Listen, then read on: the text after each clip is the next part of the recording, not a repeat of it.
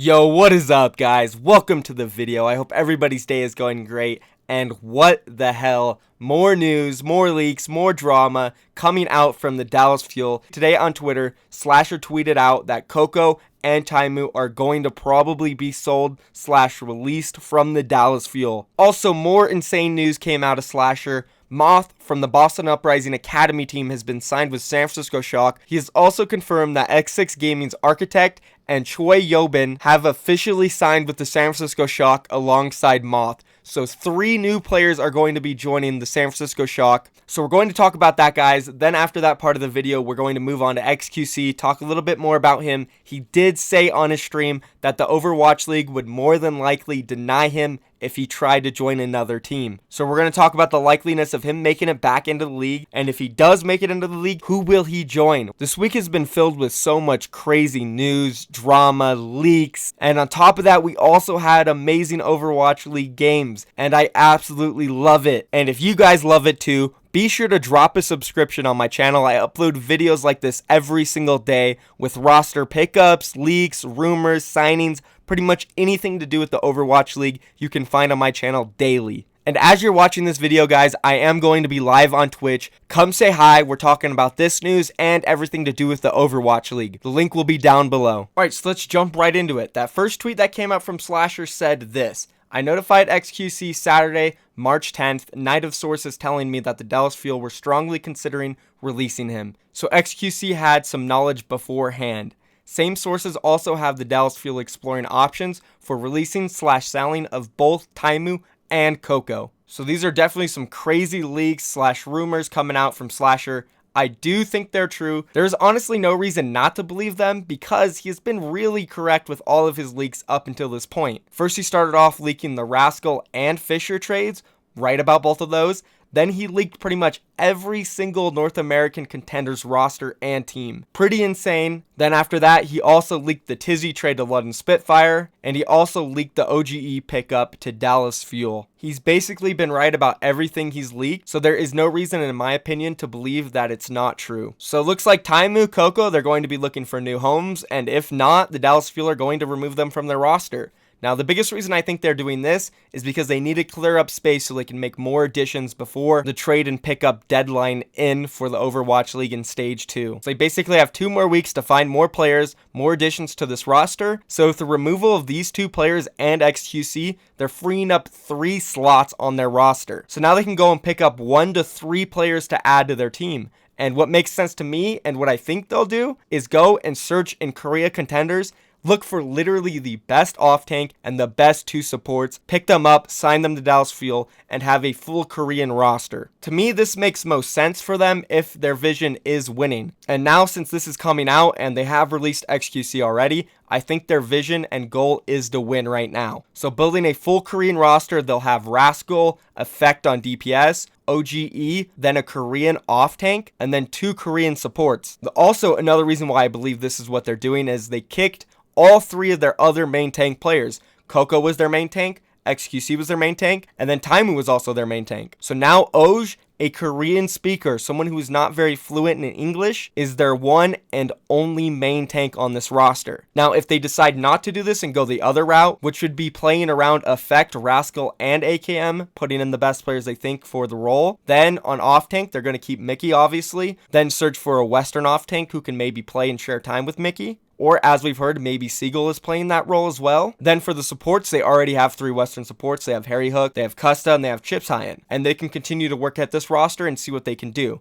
Now, I think this is less likely because the Dallas Fuel do seem like they're in a position where they want to start winning. And they also have those 3 free slots where they can pick up Koreans. They might even do both. They could keep the players they have now and pick up 3 Koreans, run full Korean roster, and then run a Western roster and scrims against them. This way they can see what the actual best overall roster is for them. It is a possibility, but I think less likely. They'll probably look to trade some of their support players, whether it's Custa, whether it's Harry Hook, or Chips Hyen. Maybe they'll trade or sell them for something, or even transition some of them to coaches, because that is definitely something that seems they are lacking in up till this point. So overall, everything has been blown wide open for the Dallas Fuel. They can take their roster whatever direction they want, and I think this is a great great move, getting rid of Taimou and Coco. Obviously, it's devastating for the envious fans, the Dallas Fuel fans. I get it. Some of you guys might be sad, but Coco, stage 1, he had his chance. He had his opportunity to perform really well and prove that the main tank spot should be his.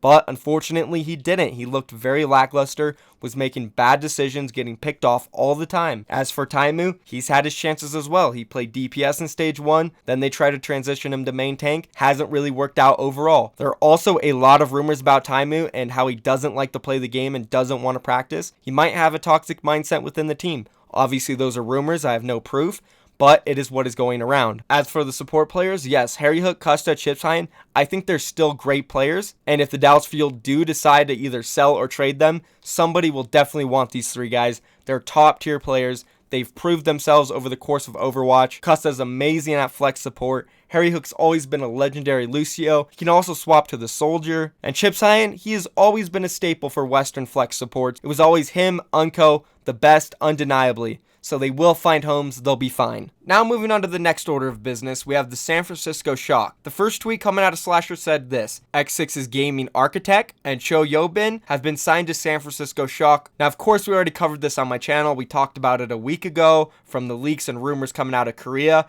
But Slasher here is basically confirming it. As I said earlier, the guy has been almost 100% correct up until this point. So there's no reason to believe it's not true. And then the second tweet coming out of Slasher says this: Moth, the support for Boston Uprising's academy team, Toronto eSports, has signed with the San Francisco Shock, sources said. Now this is new to us. We've heard nothing about this at all. So now with these 3 new additions, this puts their roster at Sleepy, Dante, IDDQD, Super, Baby Bay, Nevix, Nomi, Dak, Sinatra, Architect, Cho Yobin, and lastly Moth, which is 12 players, guys. They're completely capped out. They have a full roster. They have 5 DPS players, 2 off tanks, 2 main tanks, and 3 supports. But interestingly enough, Nevix is known for support play. Before he joined the San Francisco Shock, he was a support player over in Europe. He played it for a long time. He's always basically been known as a really flexible player. He's played DPS, he's played off tank, and he's played main support for top teams in the entire world over his career. So now that they're picking up Cho Yobin, he can easily swap over to support, help the team do in-house scrims, 6v6s within the team, and I believe this is going to help the team a lot. They have 2 amazing tracer players, Dante, Sinatra. They have 2 pretty solid hit scans, Baby Bay and IDDQD, 2 solid main tanks, Super Nomi, and 4 solid supports now. So I think this is big news for the San Francisco Shock. The only questions I have right now is how good is the Korean player's English going to be starting off? It's something that they're definitely going to have to work on. Maybe they do already speak some English, which would be great for them, but most Korean players don't know much English. So this does show that the San Francisco Shock want to improve no matter what. They did have that mindset where they didn't want to get any Koreans, stick with Western players. They've broken that now with the pickups of the 2 Koreans, which is good in my opinion. I think it's very rare if you can find a Western roster that's very good and can compete against the rosters that do have Koreans. They're simply just really good at the game, and having them on your team helps a lot. They're not just good players, but they also bring a Korean mindset and mentality to the team. And this could really help the structure of the San Francisco Shock and even maybe help the Western players' work ethic. Not saying that San Francisco Shock don't work enough, but we do know that Koreans work a ton. In general, there is no downsides to getting these Korean players. And then Moth as well, picking him up, adds 12 players to their roster. The in-house scrims are going to help a ton. Great moves coming from the San Francisco Shock. I can't wait to see these players in action. I can't wait to see if they can improve, as well as now having Super and Sinatra come in for stage 3. These guys, we better look out for them. I think they might be able to make a run for top 6, top 7. All right, and as our last piece of the video today, we're going to be talking a little bit more about XQC. He said something on his stream that had to do with the Overwatch League probably not accepting him into the league again if he were to get an offer. Let's just go ahead and play that clip. You guys hear it from him. Let's be honest, dude. When you get signed into a team, they sign you with an org contract or whatever, right? But then the league has to approve your entry, right? So the league would have to manually approve my re-entry into another team. And I don't know about that, my dude. Listen, I think it's a little unlikely to be there.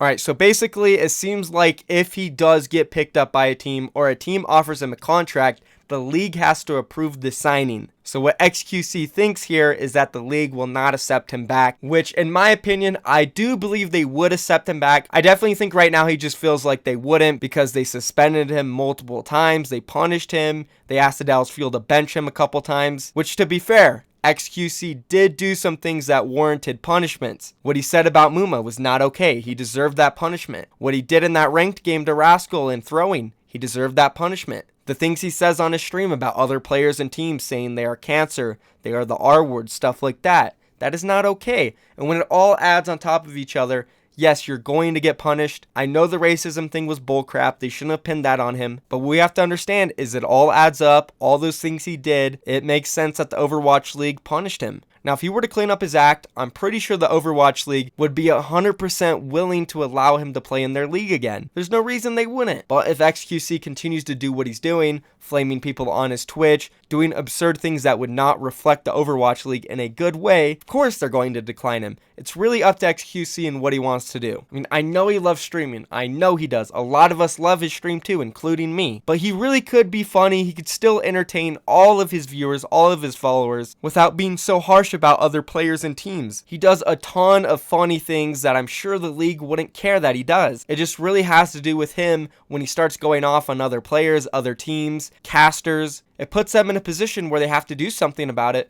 because as we've seen, some of these players and casters are going to complain about it. I've already covered a lot of what XQC can do to clean up his act. We don't have to talk about that anymore. Let's move on to what if he does clean up his act, what teams could he join potentially? So there are some teams out there who do need some main tanks or even a backup main tank. Starting off, we have Philadelphia Fusion. They have struggled with Fraggy. It seems like he only has one playstyle, and if the team doesn't play around him, it doesn't work out very well. So XQC could either come in and start, or come in and help Fraggy improve, and together they can share playtime, and that would be a really good duo. Another team could be good for him is San Francisco Shock. Yes, they do have Super and Nomi, but I do think that he would be an upgrade over Nomi and on the same level as Super. Those two could really combine for some great gameplay. After that, there's Florida Mayhem. Yeah, they did just pick up Awesome Guy, but as we have seen, some teams are willing to pick up 3 main tanks, and they could move Swoosh back to DPS or move him over to a coaching role, which I think he would be more comfortable with as well. So Florida would actually be a really good fit for him. Even Boston Uprising could pick him up. Yes, Gamsu's an amazing main tank right now, one of the best in the league, but you could always use a second backup one. As we've seen from their previous games, they sent Gamsu back to Korea because he was sick or something, and they put Kalios in, which Kalios actually played fine, but it would be way better if you had XQC in there for a backup when Gamsu can't play. And I'm sure him and Gamsu could work together and become even better. Of course, there are other spots in the league where he can maybe fit in, but these 4 are not that bad for him. And yeah, I even do think being a backup main tank in the Overwatch League could be in XQC's best interest. It would obviously give him more time to himself and his stream, and unlike Dallas Fuel where he kind of got forced into the league right away as a starter, it would give him more time to properly adjust and learn how things work and not have so many things thrown at him right away. So all in all for XQC, he's obviously in an interesting situation right now. If he cleans his act up even just the slightest, he could get back into the league. I believe that 100%.